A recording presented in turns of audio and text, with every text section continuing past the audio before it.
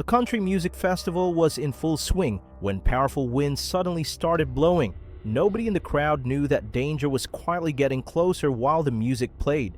The wind ripped away the rain cover. Then, the stage's metal frames began shaking hard. In just seconds, the entire stage came crashing down, and the situation got even worse. A giant tornado was heading straight for the venue, raced to the location after receiving the emergency call. When they arrived, everything was already complete chaos.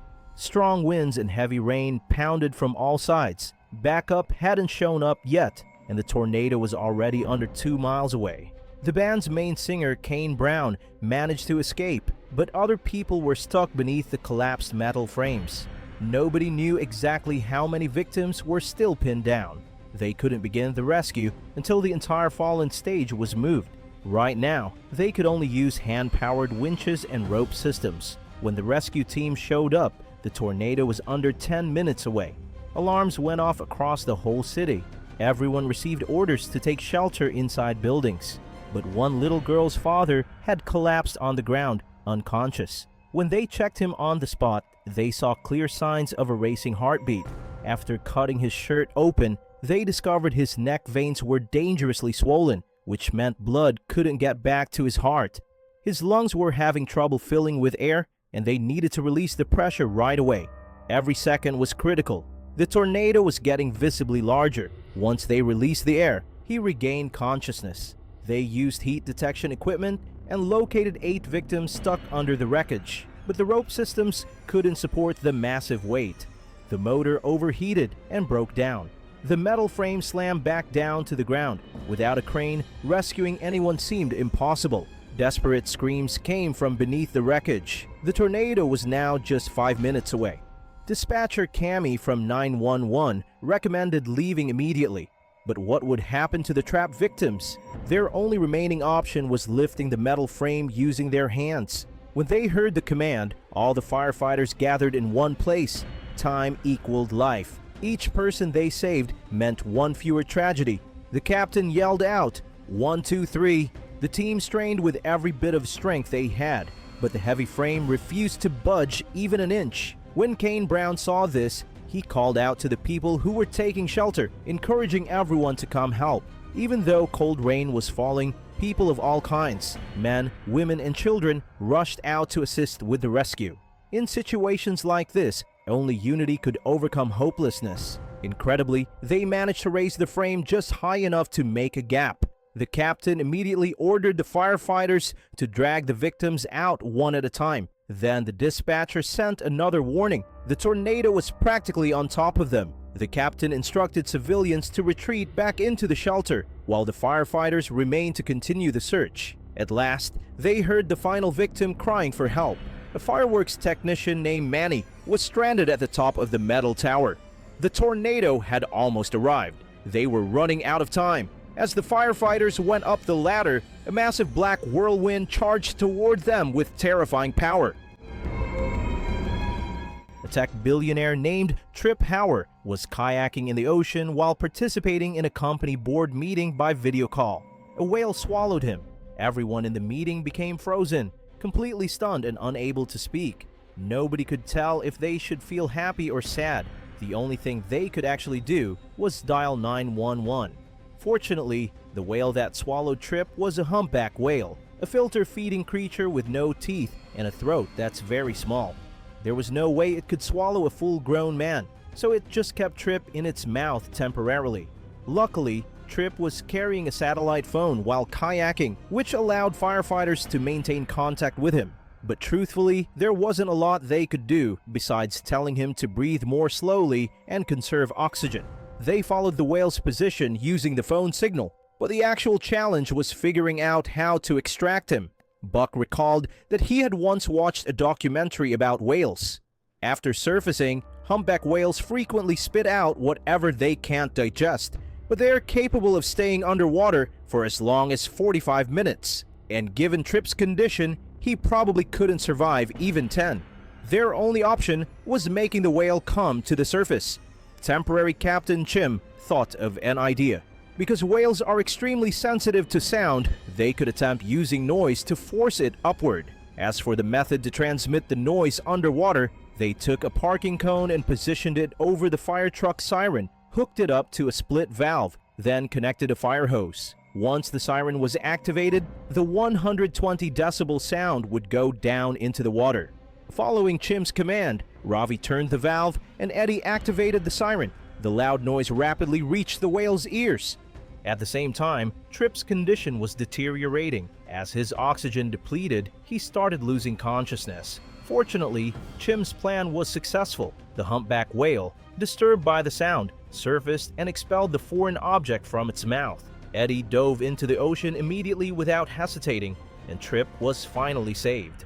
Following a round of CPR, Trip became conscious again. Back at the office, his employees breathed sighs of relief. It appeared they didn't need to worry about the company going bankrupt quite yet. During a children's birthday party, a girl named Faith received a birthday present from her Aunt Gabby, a kite. While they were flying the kite, something incredible took place. Faith got caught in a powerful gust of wind and was carried high up into the air. Gabby frantically dialed 911 for help, and dispatcher Cami took the call and coordinated the rescue operation. Initially, Cami proposed using a bed sheet as a makeshift net to catch Faith, but the powerful wind blew the sheet away. Then, she rapidly organized the adults who were present to link hands and create a human net.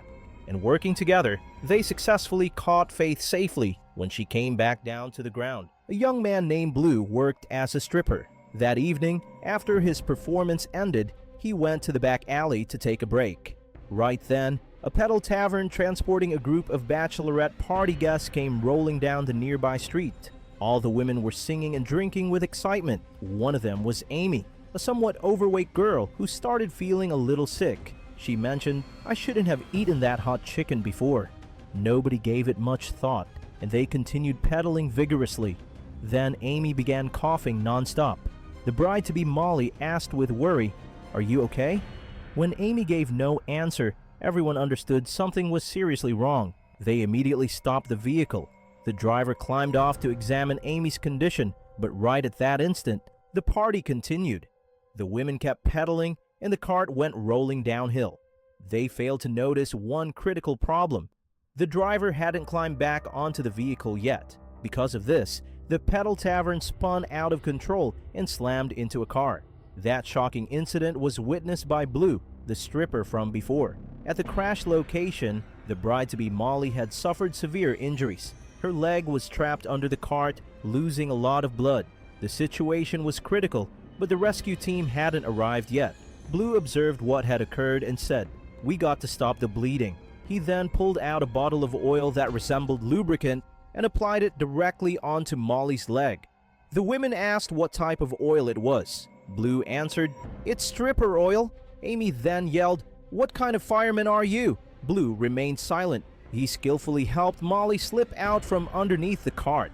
To stop the bleeding, Blue removed his shirt, took off his belt, and fastened it tightly around Molly's leg, creating a simple but effective tourniquet. Right then, the fire department finally showed up and assumed control of the rescue. Captain Don Hart was amazed by Blue's swift first aid response. At that moment, he also discovered Blue was actually his long-lost son. Afterward, Blue appeared at the fire station, and Don gave him a position as a trainee. Firehouse 51 received an emergency call they originally believed was a fire incident. Upon arriving at the scene, they discovered the situation was far more complex. The site contained a burning truck and a gas station that had been impacted. Eventually, the burning truck stopped moving after an accident. When the firefighters got to the gas station, they discovered an injured woman. After examining her, they understood her injuries were severe. A man stepped forward and explained he was the person who had called 911. He informed them he had witnessed her being attacked by two men in a pickup truck. In the meantime, the other firefighters quickly extinguished the truck fire.